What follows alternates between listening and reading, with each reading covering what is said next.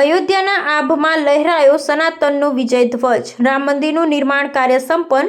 PM મોદીએ 191 ફૂટ ઊંચા શિખર પર ફરકાવી ધર્મધ્વજા. અયોધ્યામાં રામ જન્મભૂમિ તીર્થક્ષેત્ર ખાતે આજે એક ઐતિહાસિક સીમાચિહ્ન અંકિત થયું છે. વડાપ્રધાન નરેન્દ્ર મોદીએ મુખ્ય મંદિરના શિખર પર વિધિવત ધ્વજારોહણ કરી મંદિરના નિર્માણ કાર્યની પૂર્ણાહુતિ જાહેર કરી છે. આજનો દિવસ વિવાહ પંચમી હોવાથી આ ઘટનાનું ધાર્મિક મહત્વ અનેક ગણું વધી ગયું છે. આ કાર્યક્રમમાં વડાપ્રધાનની સાથે આરએસએસ પ્રમુખ મોહન ભાગવત, ઉત્તર પ્રદેશના મુખ્યમંત્રી યોગી આદિત્યનાથ અને રાજ્યપાલ આનંદીબેન પટેલ પણ હાજર રહ્યા હતા.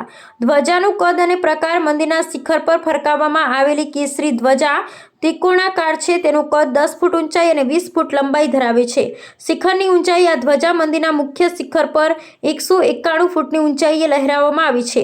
વિશિષ્ટ મટીરીયલ. ભારે પવન અને બદલાતા હવામાનમાં પણ સુરક્ષિત રહે તે માટે આ ધ્વજા ખાસ પેરાશૂટ મટીરીયલમાંથી બનાવવામાં આવી છે.